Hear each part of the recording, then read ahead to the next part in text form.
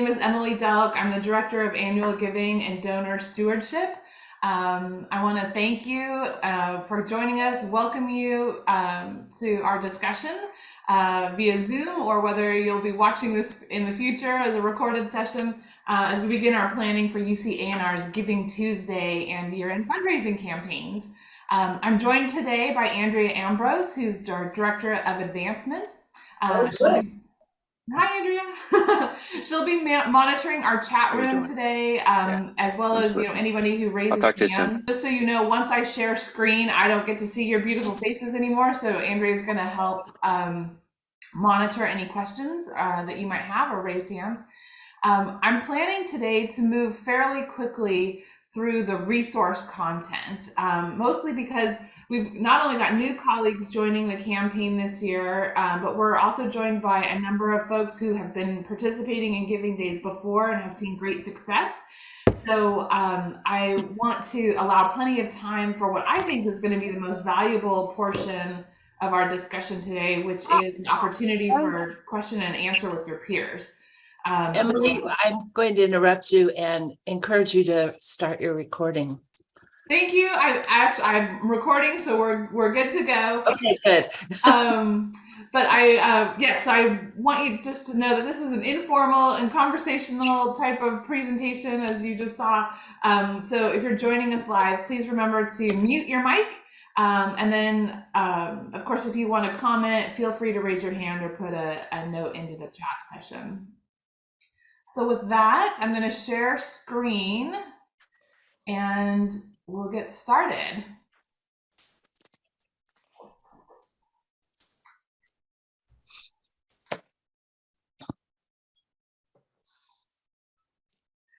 So by the end of our time together today, we should cover these three primary objectives. We're going to talk about why year-end fundraising is so critical and how we're implementing a statewide and local solicitation strategy. We'll talk about Giving Tuesday, of course, our campaign resources to help you raise money for your work, including prize incentives. And then lastly, we're going to share experiences and ideas with one another to help inform and inspire our planning.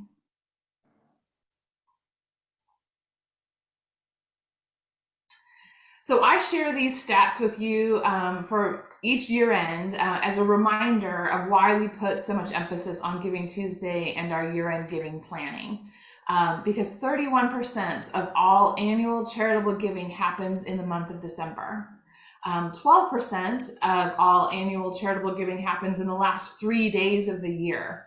So this is why having a strategy in place for year-end giving is so critical to our overall fundraising, because this is when so many donors choose to give.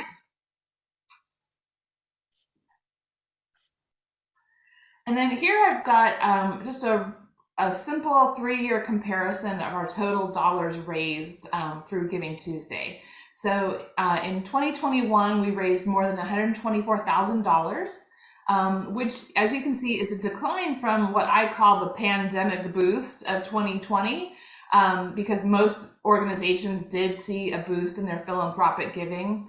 However, if you look at kind of our longer range data over the 5+ years that A&R has been participating in Giving Tuesday, last year's total was about average when you're looking at a year-to-year comparison.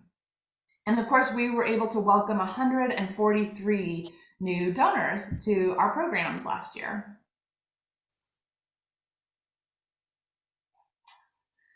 So this slide breaks down kind of our 4-phase statewide and local campaign strategy for year-end giving that we define as a time period between mid-November through December 31st. So starting in mid-November, Development Services, that's our team, will be mailing program-specific appeal letters for 4-H, UC Master Gardeners, UC Master Food Preservers, and UC California Naturalists. We've actually added another appeal this year for our friends at the Hopland Rec too. So a combined total of approximately 35,000 households will hear about our efforts. And this is in keeping with our mailing strategy to appeal to donors with the programs that mean the most to them. So as always, we encourage groups to continue sending your own appeal letters spotlighting ways donors can support your local needs. And my suggested timeline for this is generally mid-December. That way it's kind of spreading out. If they are receiving a statewide appeal letter from us in November, maybe be participating in Giving Tuesday, and then they get to hear about your local work towards the end of the year. And we've got templates available to help with that if you're interested in our box file in the toolkit. So you can always reach out to me if you've got specific questions around that. And then, of course, November 29th is our Giving Tuesday. It's always the Tuesday after Thanksgiving, so that date fluctuates from year to year. Of course, we'll dive into that in more detail in the next couple of slides. And then finally, we wrap up the year with a short series of email appeals focused on ways donors impact how A&R serves California.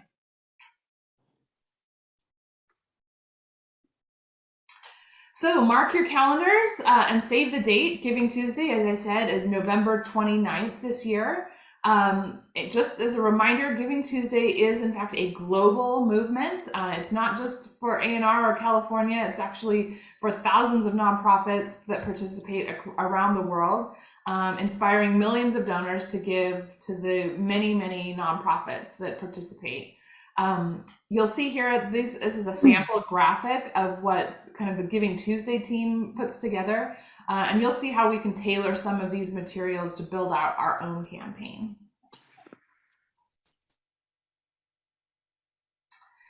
So where do we start for Giving Tuesday? The first step is you want to make sure you are signed up to receive the Scoop, which is an e-newsletter.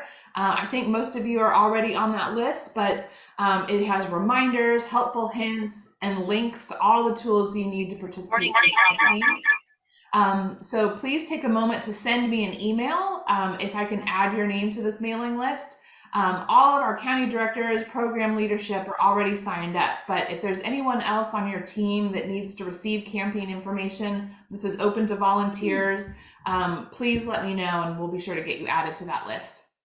And then the next piece is that you want to be sure you register your participation in the campaign. We ask everybody who's participating to do this. So if you've got a 4-H group and a Master Gardener group, both from Orange County participating, we ask you to both register. This is in order for us to help improve our communications with you about our plans and make sure that we're getting the tools that you need into the hands of the people who need them. And it will also help us cross-promote on all of our UC-A&R social media platforms. And the way you register is, again, there's just a simple link for a couple of questions on a survey in that Scoop e-newsletter. So if you haven't done that already, please, I encourage you to do that. And then available next week, there will be a complete toolkit of resources for you to start promoting the campaign. That's going to be in a UC Davis box link, and you'll find that link in the next issue of the Scoop.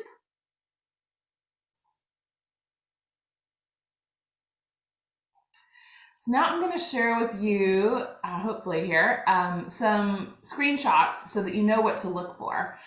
So all of the materials that we're providing are going to be customized by program. Here's an issue, of course, an issue of the Scoop, so you know what that looks like. And this is a screenshot of that box file. So you'll see inside that each folder is designated for a program.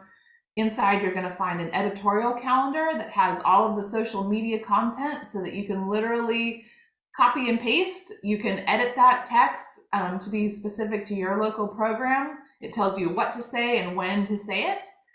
There will be graphics and logos that you can choose from to use with those posts. There are email templates so that you can message your volunteers and supporters directly about the campaign, even if they don't use social media. And flyers, of course, that you can print and mail or attach in an email.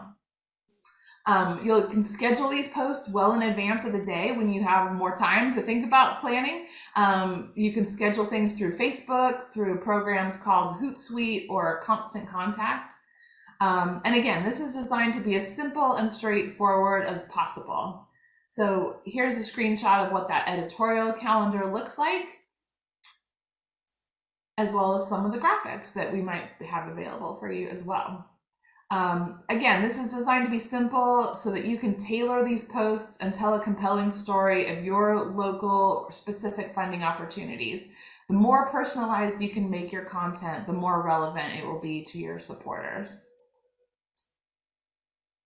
And then here, we've got a screenshot of what our giving site will look like, because you need to know where to direct your donors. So ucanr.edu/givingtuesday. That is the address that you want to embed in all of your messaging so that donors will go directly to our giving site on Giving Tuesday.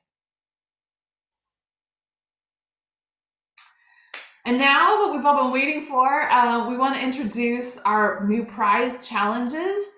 These prize challenges are a fun and exciting way, hopefully, to boost your donations on Giving Tuesday.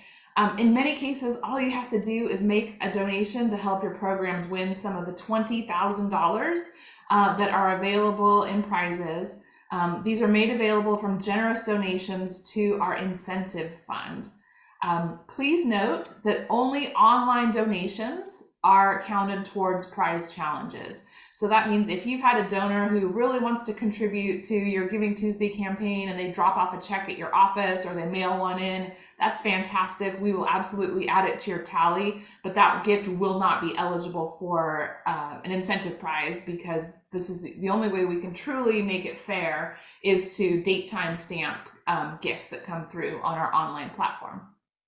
So I'll run through quickly our challenge categories here. We have a donor challenge. There's $10,000 up for grabs here. We'll win a $500 prize to the 20 funds that have the greatest number of unique donors on Giving Tuesday. We have a donation challenge with $5,000 up for grabs. We're going to award a $500 prize to the first 10 funds that secure an individual $500 or more gift on Giving Tuesday.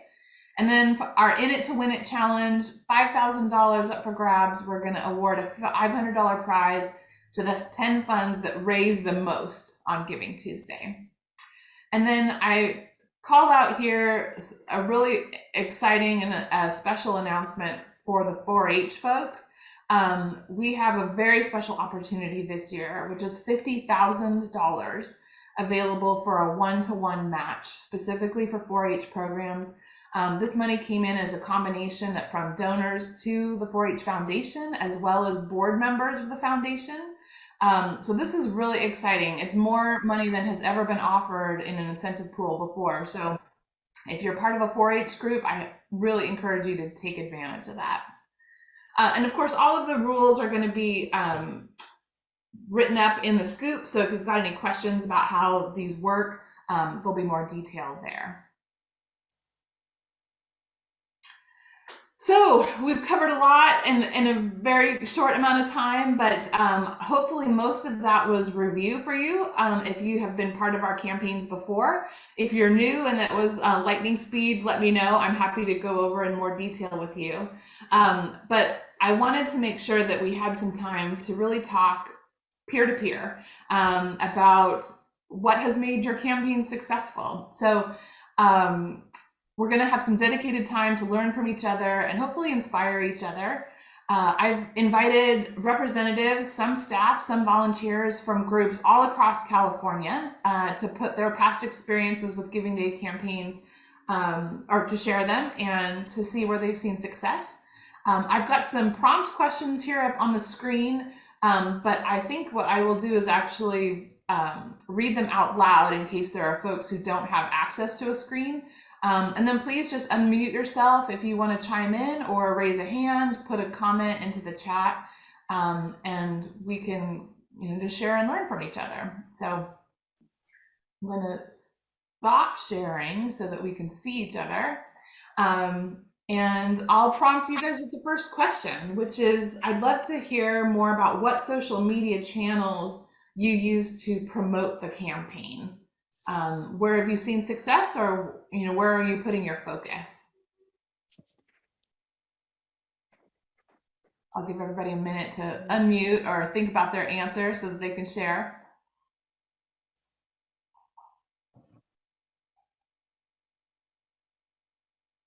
And you don't need to be shy because I might call Hi. on you. Hi, Hi, Emily. Emily. This is Emily.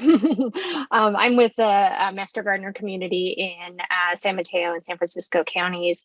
And we've had a lot of success in Facebook and Instagram. That's where we have a lot of our kind of engagement from a social media perspective. And then what I found was really easy was to use an email marketing platform called Buffer.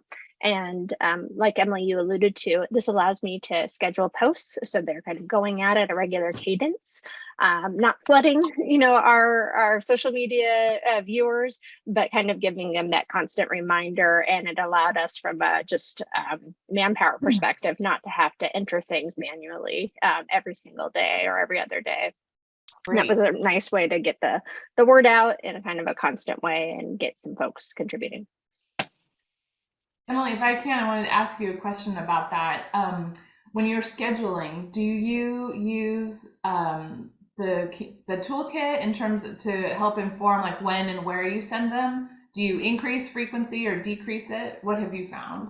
Yeah, I used the toolkit for all the social media images. I really appreciated that there was diversity represented in those images too. And I pulled that through. So the images were reflecting, the public that we serve here in the Bay Area. And then I used a lot of the copy that you guys provided.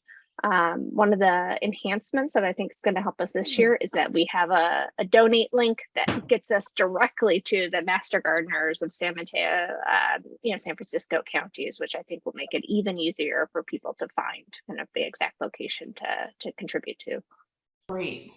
And I can see other folks have got stuff to say, so I want to hear from you, but I want to share too that we often get questions about how often should I post on social media? What is the right amount? What is too much?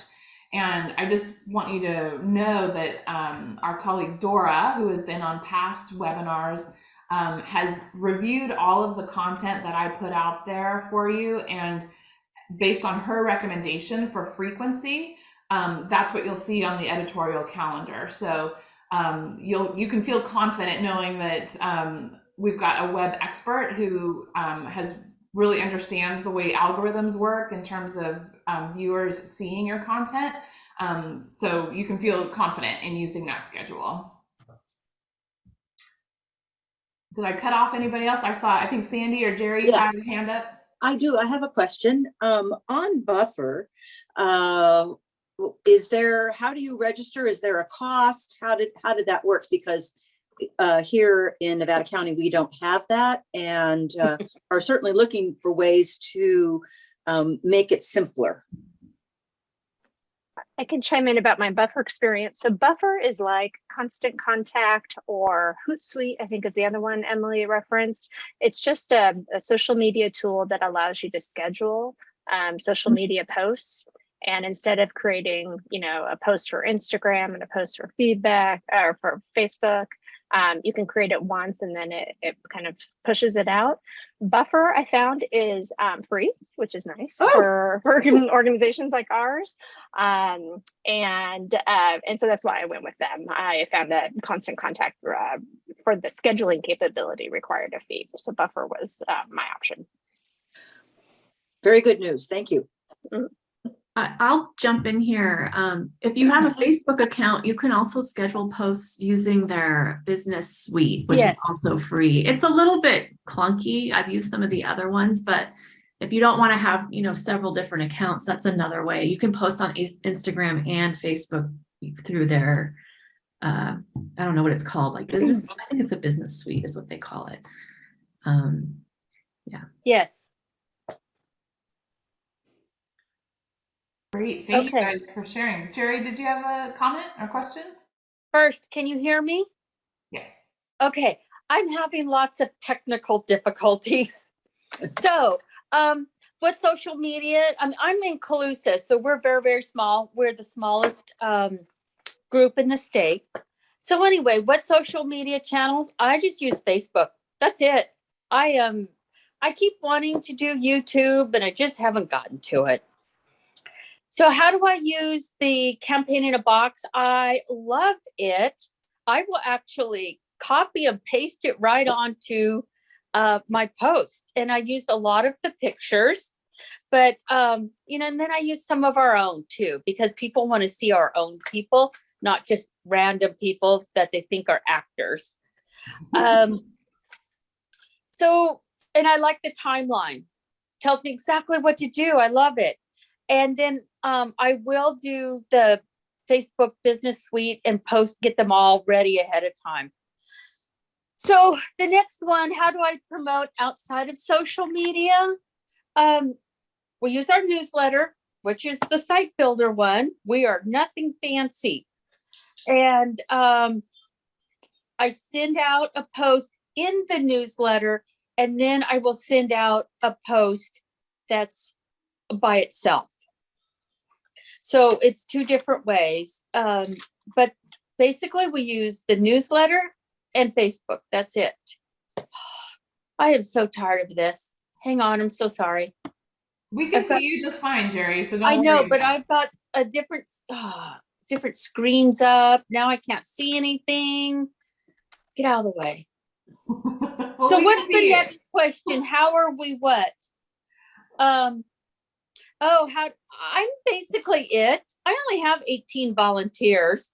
And so I wish I had more people helping, but I want them to like and share my post. But many of them are just looky-loos. And so some of them will share a lot. And then what's question 5? What kind of incentives? Oh, do the incentives make a difference? No. Of course, I want to be a winner.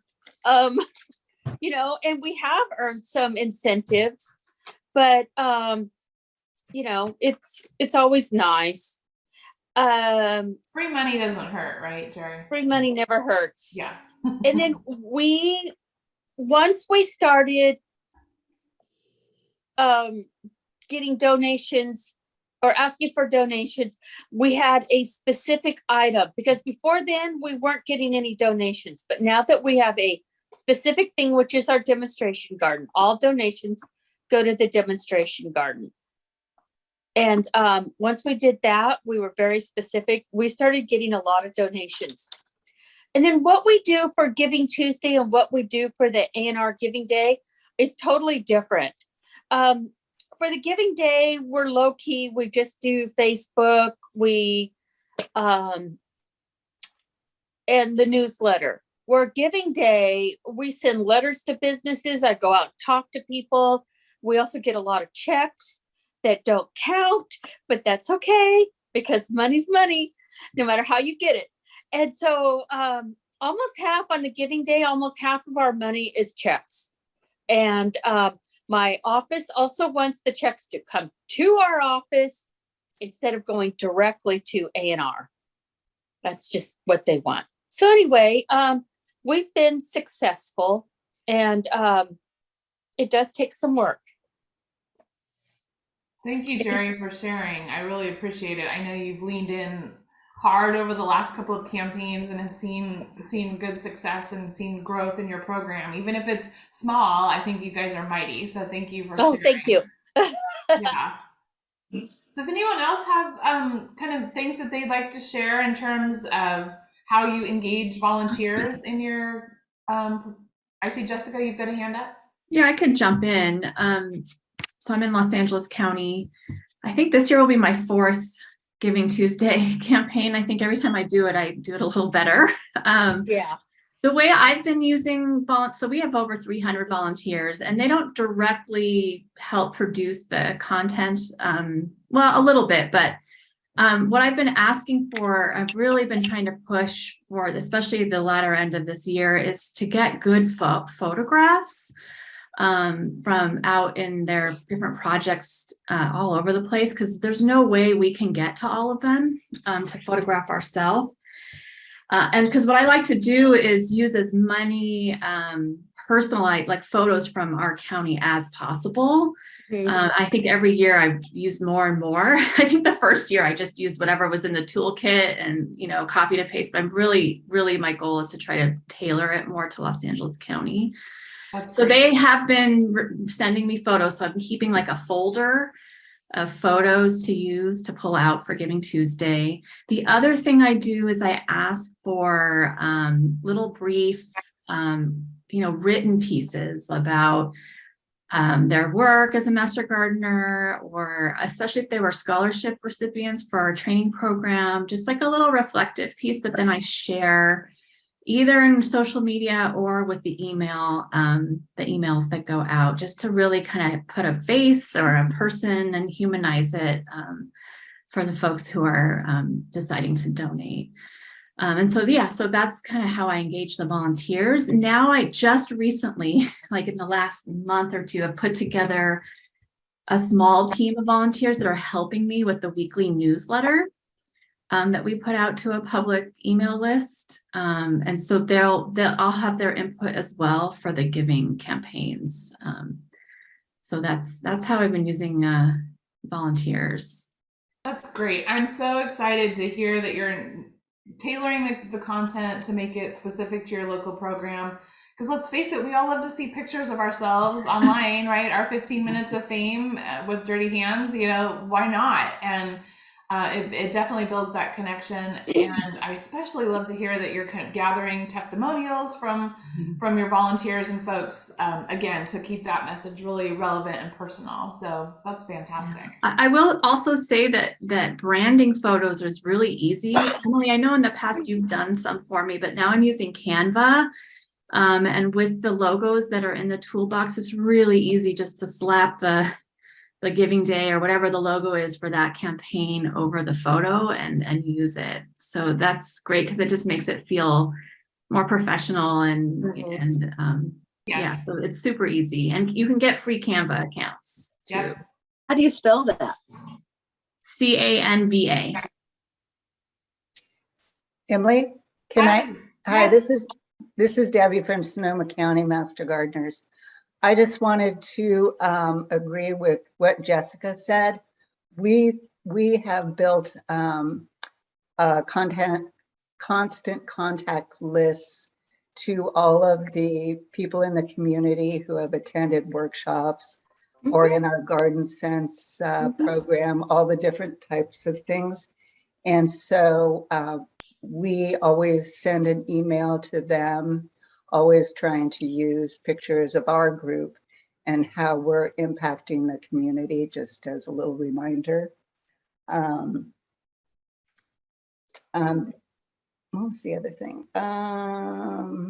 While you're looking, I just want to say a high five for you on that. That's fantastic. We talk all the time.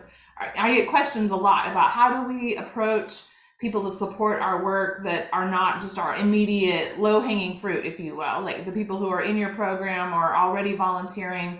And that's exactly how you do it. You start to capture some of that information from those folks who are attending your workshops or, benefiting from the work that you're doing in the community.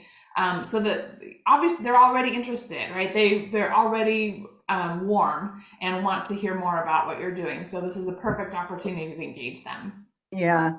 The other thing, I lost connection with this Zoom link for a bit, so hopefully I'm not duplicating something, but we always try to tell people how to get directly to the Sonoma County link for giving. And that is usually pretty successful. I just wanted to throw out too, we use Zoho, which is similar, I guess, to some of the other social media tools that you've been talking about. You just do one post. And we also post schedule on constant contact to go out to Instagram, Facebook, and Twitter. And it resizes everything for you, so you don't have to. Yes, that's a huge help. I think that's about all I really have to add. I know San Francisco, San Mateo folks that you have benefited from some incentive prizes in the past. Have you found that to be a boost, a motivator for your donors? Do you advertise that? You know what? We haven't. It was a nice surprise, and motivating this year going forward to see if we can achieve that again. Great. Can Emily, I say something? Go ahead, Jerry. Okay, one, all because of Emily and Dora, we do a Facebook Live because it has better connections or algorithms on. So we do a video once at each Giving Tuesday and A&R Day. The other thing is, Emily suggested sending out a You Make a Difference letter. So I made to the donors of the last year, everyone got a snail mail letter with pictures of us, thanking them for their donations. They get a thank you letter at the time, but mid-year in February, I sent out an actual letter. This is what we've accomplished because of your donation. And then the other thing we did was we had a stakeholder ice cream social in September. It was not well attended, but 65 people got a letter saying, we appreciate what you do. Can you come here? And even though people weren't able to come, I heard from a lot of people saying, thank you for doing this. I can't come, but thank you. So I'm hoping that will help in the future. Jerry, I will come to your ice cream social anytime. So you let me know when to be there. Okay. Jessica, Emily? did you have a question or something? Looked like your box lit up. No? Okay. Oh, no.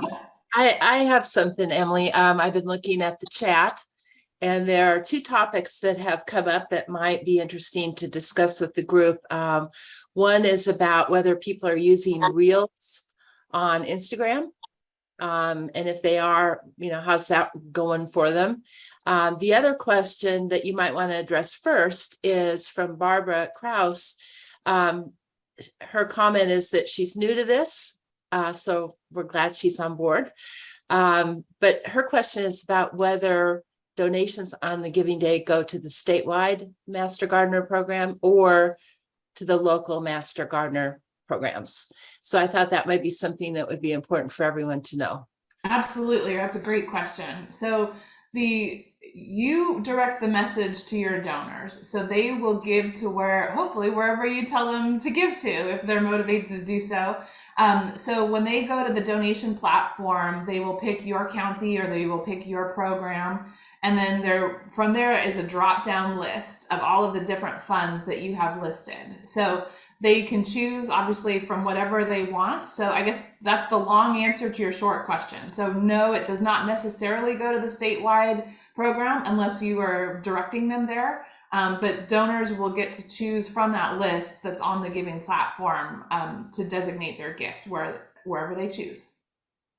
Yeah, I was going to say that was some advice I got last year that I didn't realize, which was to make sure you go to that site yourself and make sure you can see what the options are that people see when they go to donate, and make sure you have the funds that you want to have on there. And then also remind folks that if they scroll a little further down, there's a comment box where they can further designate. So if they, like for 4-H, on Orange County 4-H, if they want to have a particular club receive the funds, then they can note that. And then this year, I got council to agree to kind of give incentives to the clubs to bring in more donors. And so the club with the most donors, over $10, each gift has to be over $10, will win an ice cream party for their members. Or if they don't want the ice cream party, they can have the equivalent, like $50 towards their club budget. So they have the choice. And then they need to tell their members to make sure they designate in that little box their club name so that their club gets credit for the donation. So there's some flexibility in there with how people can donate. And I also saw someone's about Canva. Canva's awesome. I customize all of our posts. I put our own pictures. I think that resonates better with our audience. And I do use the social media and constant contact and everything to get all that information out. And yes, on a fairly regular intervals as it gets closer. That's fantastic. I love that you guys are creating your own incentives through the clubs and councils for participation. That's fantastic. And again, there's an ice cream theme, so now I want to go there too. Who doesn't love ice cream, right? Who doesn't love ice cream? I want to jump in and say that I think in LA County, we get most of our donations from the emails and not from social media. And we're not using Constant Contact for our email list yet. And so we're using it through UC Davis, and I have no way of knowing if people are clicking on links.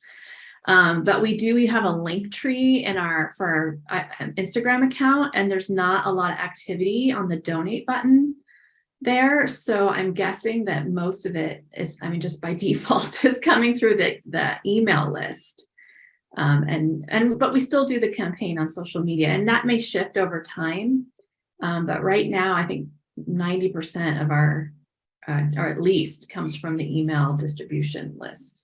That's such a great point, Jessica. I think it's important to, as you continue to participate over the years, to follow those trends and see where your donors are getting their information.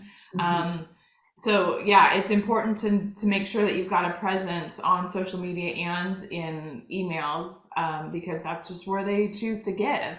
And I would just encourage you even to do the things where you may not see a lot of traction, because they may be getting an email and then they're scrolling through their feed later that day and they see it again. It just helps to re-emphasize your participation.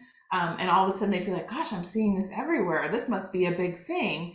And it will not only make them feel hopefully compelled to give, but also feeling good if they've already made a gift, that they're part of this thing that's growing and getting momentum. Oh, also, if you have a website, make sure that your giving button, donation button, actually goes to the right link.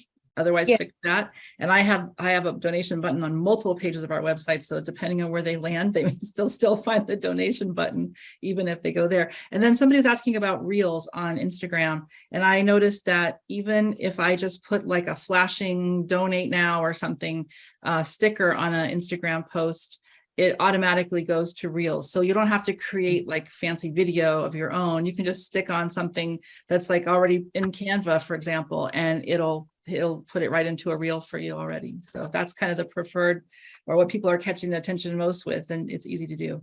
That's a great tip.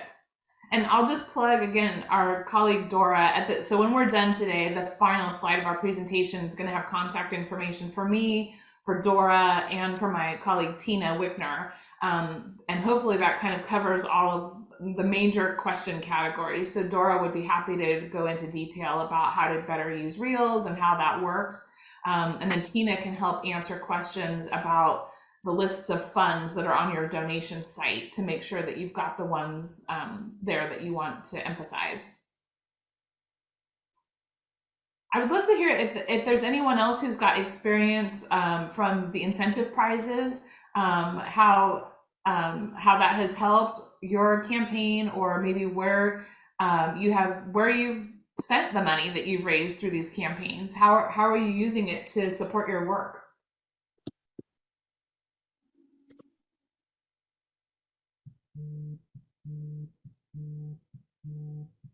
It's quiet.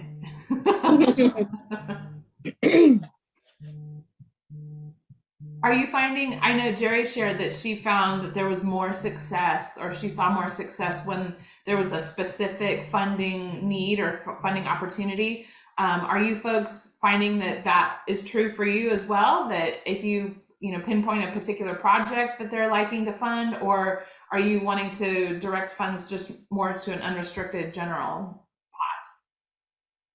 So when we did just support our program, we actually got no donations. It wasn't until we said specifically the demonstration garden, then we started getting a lot of donations. Okay. Yeah, I'll say, as a professional fundraiser, I am torn in this category, and I'll tell you why.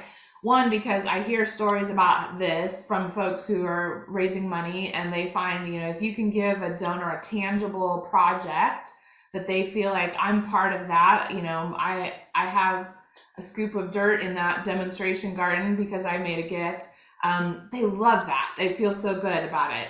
On the other hand, I want to make sure that you guys, as you're raising money, you can have the most flexibility with the funds you raise as possible.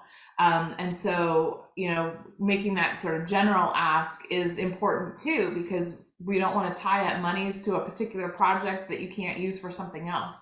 So I usually make the recommendation when you're marketing a particular funding need, say language like, we are going to use your money to fund things like a demonstration garden or this outreach program or scholarships for youth or what have you, so that they can see that there's a very specific thing that their money is going to go to, but that you're not necessarily boxing yourself into that one and only funding opportunity.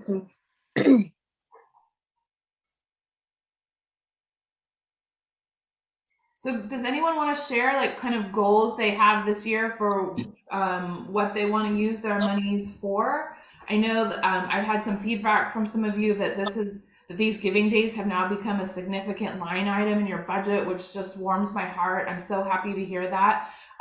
So I would love to know kind of what your hopes and dreams are of this year.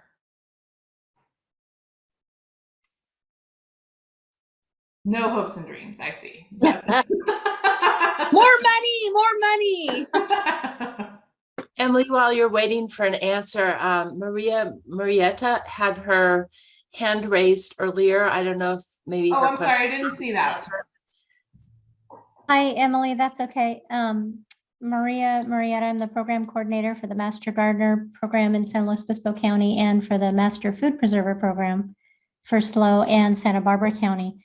You were asking about the incentives and if we have found that has made a difference. And I actually found that made a difference within our membership. The Master Gardeners, they got a little competitive and they really wanted to get those incentives. So I've seen that year after year. And with the Master Food Preserver program, I acquired responsibility for that just this past February. And so we're kind of starting fresh, and donations for that program have been fairly low. So they don't rely on them. I think right now I get the feeling that the volunteers don't have a lot of faith in that as an income generator or donation generator.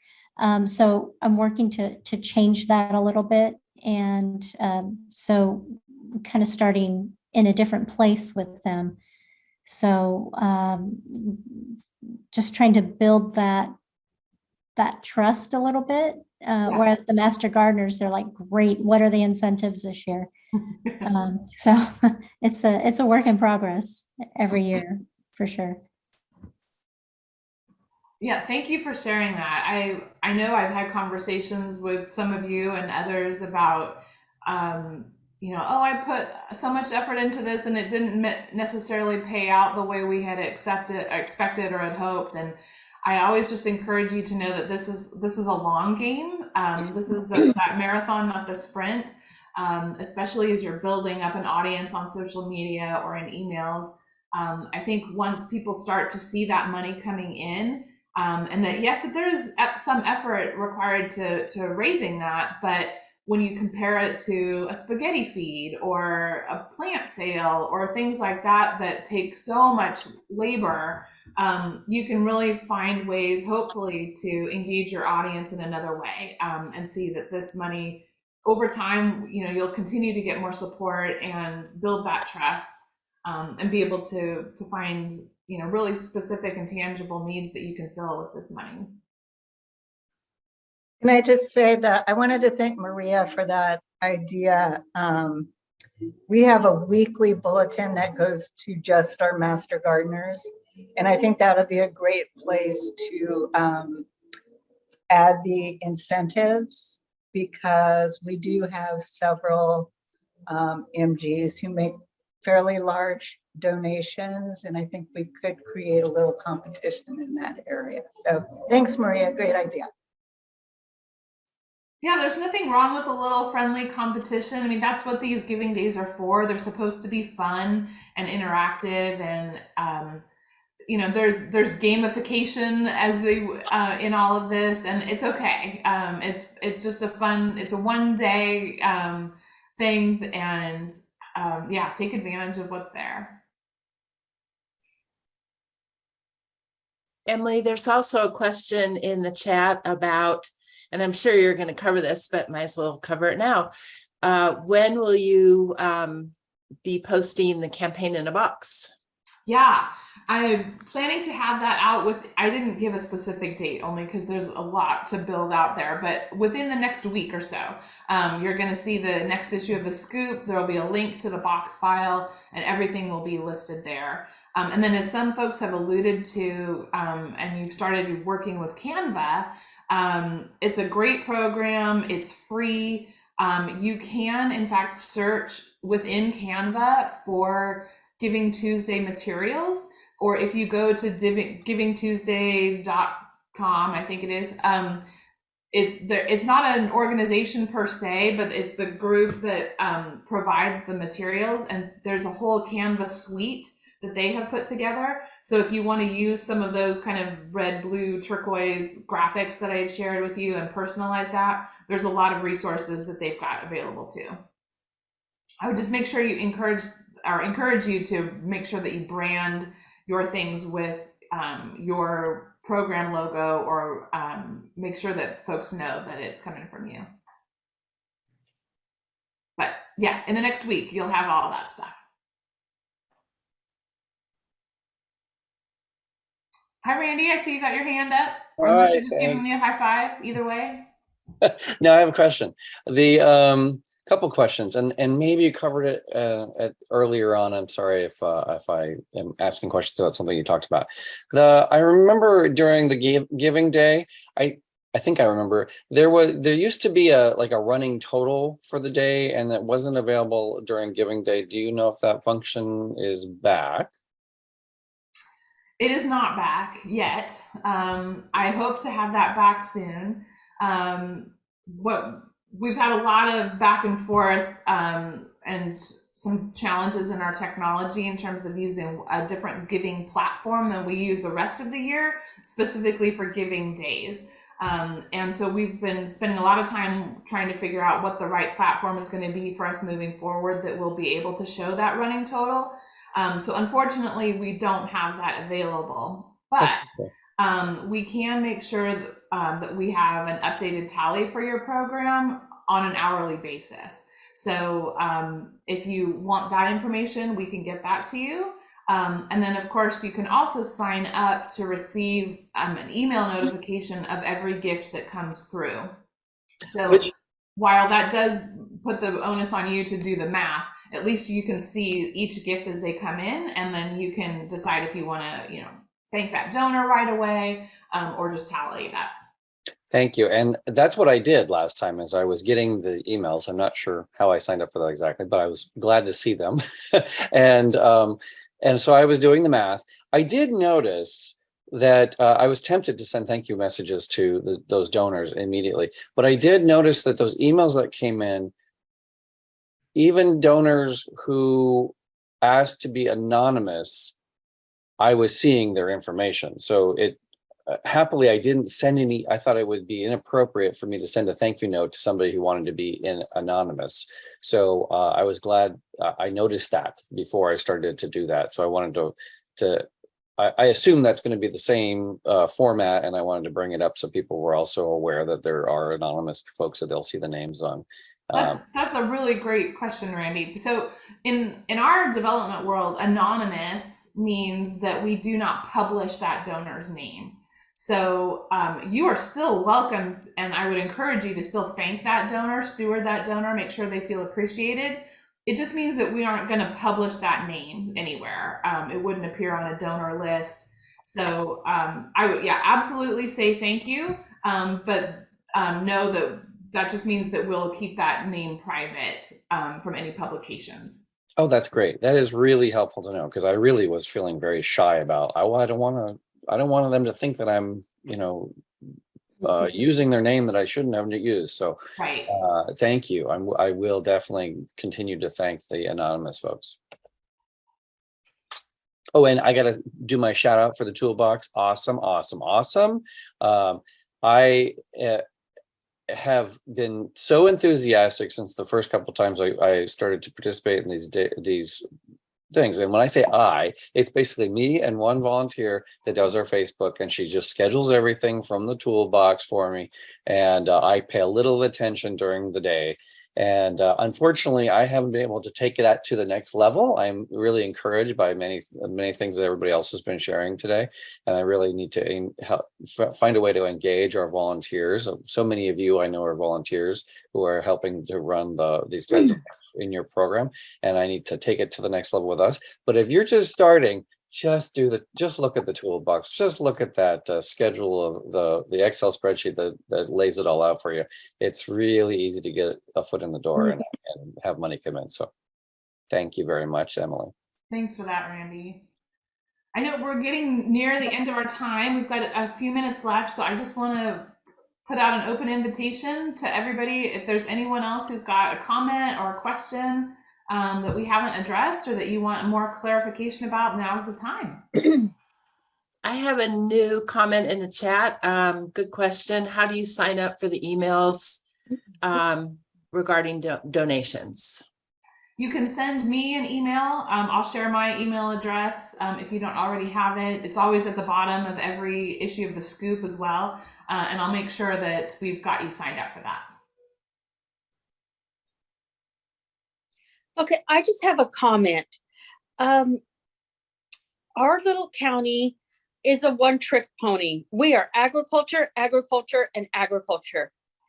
And so I'm just curious to see this year how the donations go, because we're in a world of hurt here. 80% of rice was not planted this year. Not planted. We are very rice centric. There are orchards dying because of no water. And, then there's the trickle down effect. People are being laid off, etc. So, I'm just curious to see how the donations go, because I think it's not going to be good for us. It's just going to be, people are putting money away if they still have a job and they're not spending. So we'll see. And if we don't get any rain, it's going to be worse next year for us. Yeah, I hear you. Absolutely. Those are real life issues that are going on in our world, just like we have, and anytime there's other social unrest or any kind of major global event, it impacts the way people feel in terms of their security with their money. But I will say that doesn't change the work that we do. If anything, right, it makes it that much more important, right? It's our mission is more important than ever to your community. And so you may see a fluctuation in giving. It may be more or less than, I certainly didn't know what to expect in our pandemic year. I thought, oh gosh, nobody in our industry knew what to expect. And yet donations went up because people felt like they wanted to make a difference. So my message to all of you is just to continue to message the strength of your program and what you're doing, and let the dollars fall where they may. As long as you continue to message that, showing your impact, then, the markets in terms of, donor confidence you always want that confidence to be high, even if the dollars are not. So I would just say keep on keeping on what is the right thing to do, and and then we'll have to kind of weather the storms. Yep.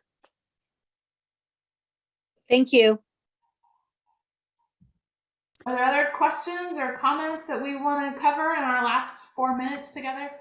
Emily, one more question about how to sign up for the mailing list, and I'm assuming that's referring to the Scoop.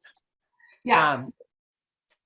So the Scoop e-newsletter, just send me an email and I will make sure you get on that distribution list. It's a low volume. We just send out 6 issues or so around a giving day. So I'll make sure to get you signed up for that. With that, that's probably a good prompt for me to share my screen again. And I will share with you this slide so that you've got my contact information there. Again, I'm Emily Delk. That's my email. That's my cell phone number, so you can get me directly. Dora Garay is our social media strategist. She'd be happy to talk with you. Any specific questions around social media platforms.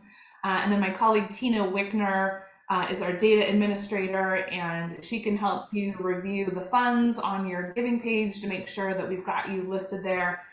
She'll also be the one who'll be adding your name to that distribution list so that you see each gift that comes through on the giving day. So with that, if there's nothing more, I will say thank you again, especially to those folks that I reached out to participate. I'm so glad to have you here. Please let me know if you've got other questions. Stay tuned for the next issue of The Scoop, and we'll